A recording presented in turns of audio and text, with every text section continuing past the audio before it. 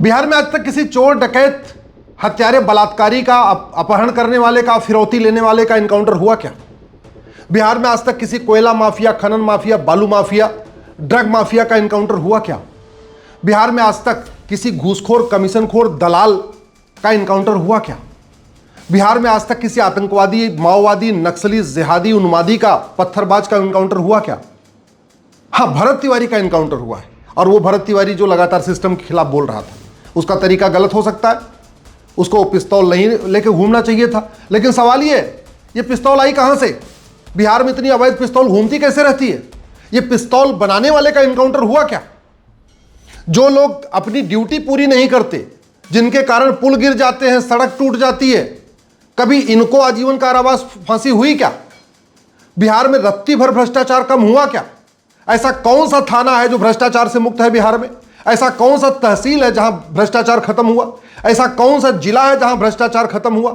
ऐसा कौन सा डिपार्टमेंट है जहां भ्रष्टाचार कम हुआ? ऐसा कौन सा काम है जो बिना पैसे दिए हो सकता है? अगर उसके खिलाफ एक लड़का कुछ आवाज उठाता है, उसका तरीका चलिए गलत है, तो सीधे उसको गोली मार देंगे। अरे वो जिस मुद्दे को उठा रहा है, उस मुद्दे को आपने हल करने की बजाय, आपने घूसखोरी, कमीशनखोरी, दलाली, कटमनी, तोलाबाजी, हवालाबाजी बंद करने की बजाय जिसने इसका मुद्दा उठाया उसी का मुंह बंद कर दिया। आपने भ्रष्टाचार खत्म करने की बजाय भरत तिवारी को ही खत्म कर दिया। मैं आज पूरे देश से आग्रह कर रहा हूं, अगर आप भरत तिवारी के इनकाउंटर से दुखी हैं तो इस घटिया सिस्टम को बदलने की मांग करिए। जब तक ये घटिया सिस्टम रहेगा, ये सड़ा हुआ सिस्टम रहेगा, तब तक आज यहां का भरत तिवारी, कल वहां का भरत तिवारी, परसों कहीं और का भरत तिवारी, ऐसे लगातार मारे जाएंगे। कभी कि कोई कहीं कोई माफिया मार देगा, कभी कोई माफिया मार देगा। जब तक भ्रष्टाचारियों को फांसी नहीं होगी, तब तक कोई समस्या ठीक नहीं हो सकती। अगर आपको वास्तव में भरत तिवारी के मौत से दुख हुआ है तो सबसे पहले इस घटिया पुलिस एक्ट को बदलने की मांग करिए। ये 1861 में अंग्रेजों ने बनाया था। इसी घटिया कानून का उपयोग करके पूरे देश में हमारे स्वतंत्रता संग्राम सेनानियों का इनकाउंटर होता था। इसी घटिया कानून का उपयोग करके ही जलियांवाला बाग में गोली चलाई गई थी। तो अगर आप भरत तिवारी की मौत से दुखी हैं तो मांग करिए, दल गुलामी छोड़िए, पार्टियों की गुलामी छोड़िए, जय जयकार करना छोड़िए और सीधे बोलिए, हमको अब थाना प्राथमिक सुरक्षा केंद्र के रूप में चाहिए। ये थाने का नाम बदलना चाहिए, इसका नाम प्राथमिक सुरक्षा केंद्र होना चाहिए। ये हवलदार का नाम सुरक्षा मित्र होना चाहिए। ये थानेदार का नाम प्राथमिक सुरक्षा अधिकारी होना चाहिए।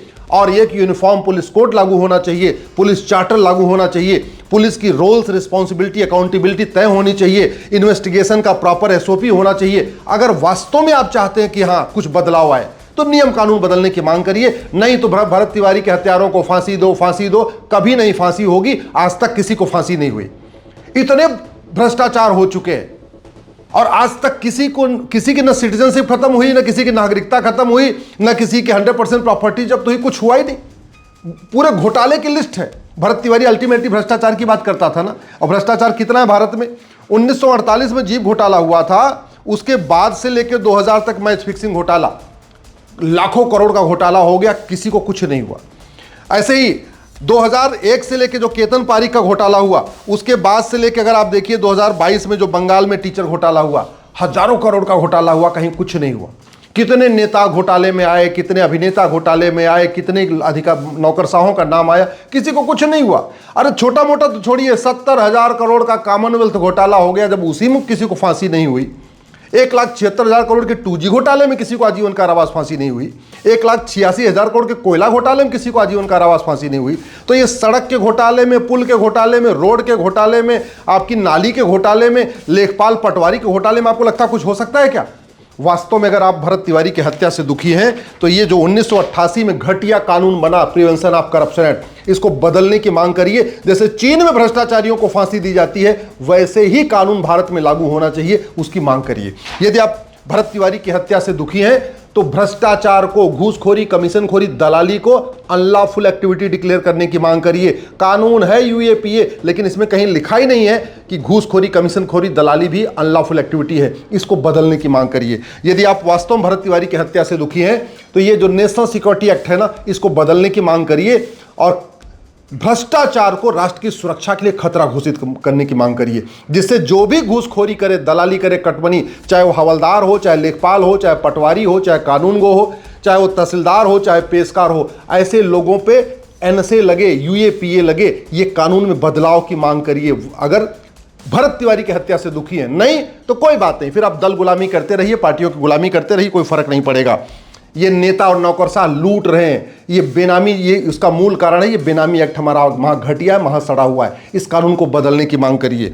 भरत तिवारी की हत्या से दुखी हैं तो ये हवाला वाला कानून, इसको बदलने की मांग करिए। दुनिया के कई देशों में हवाला कारोबारियों की 100% प्रॉपर्टी जब्त होती है, उनकी सिटीजनशिप खत्म की जाती है, उनको आजीवन कारावास दिया जाता है। हमारे देश में कुछ नहीं होता, केवल छापा पड़ता है, लेकिन सजा कभी नहीं होती है, क्योंकि हमारा कानून घटिया है। ये भरत तिवारी की हत्या से दुखी हैं तो ब्लैक मनी के खिलाफ हल्ला बोलिए।